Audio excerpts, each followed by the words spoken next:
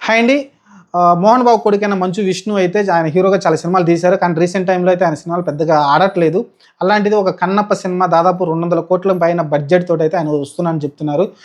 అన్ని కోట్లు పెడుతున్నారంటే కారణం ఏంటంటే, ఆ సినిమా అంత షార్ట్ చేసిందనైతే ఆయన చెప్పుకొచ్చారు విష్ణు గారైతే.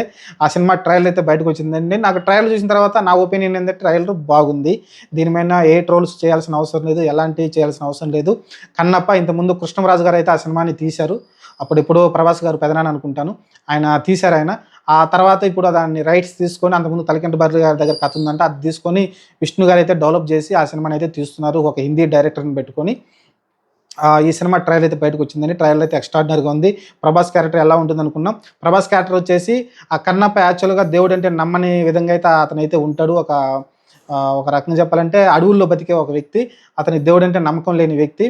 అలాంటి వ్యక్తిని మళ్ళీ దేవుడు వైపు, భక్తి వైపు ఎలా మళ్లించారనేదే సినిమా కథ అయితే ఉంటుంది. అలానే లాస్ట్ క్లైమాక్స్‌లో మనకు తెలిసిందే అతని కళ్ళు గూడా పీకి శివలింగానికైతే అర్పించడం చూస్తాం మనమైతే. కళ్ళు పెట్టడం చూస్తాం. ఇదైతే సినిమా స్టోరీ అయితే ఉంటుంది. సేమ్ అలానే స్టోరీ అలానే ఉంది.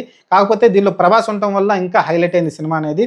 ఎందుకంటే 'ప్రభాస్' ఇప్పుడు పాన్ ఇండియా లెవెల్‌లో చాలా పెద్ద స్టార్ కాబట్టి దీనిలో అయితే రుద్ర క్యారెక్టర్ అయితే చేస్తున్నాడు. ఈ రుద్ర క్యారెక్టర్ వచ్చేసి మనకి ఆ ట్రైలర్‌లోనే క్లియర్‌గా అర్థమైపోతుంది. ఏంటంటే ఈ కన్నప్ప ఎవరైతే క్యారెక్టర్ చేస్తున్నాడో తిన్నడు అనే అతను ఆ క్యారెక్టర్‌ని భక్తి వైపు మళ్లించే ఒక రోల్‌గా అయితే 'ప్రభాస్' అయితే కనిపిస్తా ఉన్నాడు. అతని భక్తి వైపు అలానే దేవుడిని నమ్మకం తెచ్చుకునే విధంగా ఎలా ప్రయత్నించాడు 'ప్రభాస్' రోల్ అయితే ఉంటుంది. 'ప్రభాస్' రోల్ కూడా కొన్ని కొన్ని సీన్స్ అయితే బాగానే కనిపించినాయి. ఆ తర్వాత 'మోహన్ లాల్' అయితే ఏదో విలువిద్యలు ఏదైతే ఈ బాణాలు గానీ, కత్తులు కానీ వీటన్నిటిలో కొంచెం గట్టిగా పరిణితి చెందిన వ్యక్తిలాగైతే కనిపిస్తా ఉన్నాడు. అతని రోల్ పెద్ద క్లారిటీ ఏం లేదు గానీ సినిమా ట్రైలర్ చూసిన ప్రకారం అయితే వాటిలో బాగా ఆరితేరిన వ్యక్తిగా అయితే కనిపిస్తా ఉన్నాడు. మిగతా మోహన్ బాబు వచ్చేసి నాకన్నా శివుడు భక్తుడు ఈ ప్రపంచంలో ఎవడూ లేరన్న గర్వంతో అతనైతే కనిపిస్తా ఉన్నాడు. మరి అతనికన్నా మించిన భక్తుడు అంటే నాకు తెలిసి కన్నప్ప అయి ఉంటాడు. మరి ఇది ఎలా క్లాష్ ఉంటుందో చూడాలి. ఓవరాల్‌గా అయితే ట్రైలర్‌లో చూపించిన ప్రతి ఒక్కడు కూడా సినిమా ఎలా ఉండబోతుందని అయితే క్లారిటీ వచ్చింది. ఏదైతే ఫస్ట్ టీజర్ మనకి రిలీజ్ అయినప్పుడు చూసినప్పుడు కొన్ని విజువల్ ఎఫెక్ట్స్ మనకు అంతగా కనిపించలే. ఏదైతే వీఎఫ్ఎక్స్ ఉందో అది పెద్దగా మనకు కనిపించలేదు. నార్మల్‌గా ఏదో ఫోన్‌లో తీసిన విధంగా అయితే మనకైతే కనిపించింది. కానీ ఇప్పుడు నా ట్రైలర్ చూసిన తర్వాత అయితే నాకు బాగా అనిపించింది. కొన్ని కొన్ని పిక్చరైజేషన్ గానీ, లేకుంటే లొకేషన్స్ గానీ అన్నీ కొంచెం మంచి కూల్‌గా కనిపిస్తా ఉన్నది. కొంచెం డబ్బులు పెట్టినట్టు, ఖర్చు పెట్టినట్టయితే క్లియర్‌గా కనిపిస్తా ఉంది.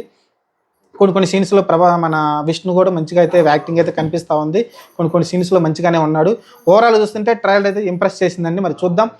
ఈ నెల 27 తారీఖు అయితే సినిమా రిలీజ్ కాబోతుంది. మరి ఈ సినిమా చూసినాక మనం మాట్లాడుకుందాం రివ్యూ. ప్రస్తుతానికైతే ట్రైలర్ వరకైతే పాస్ అయ్యాడు విష్ణు.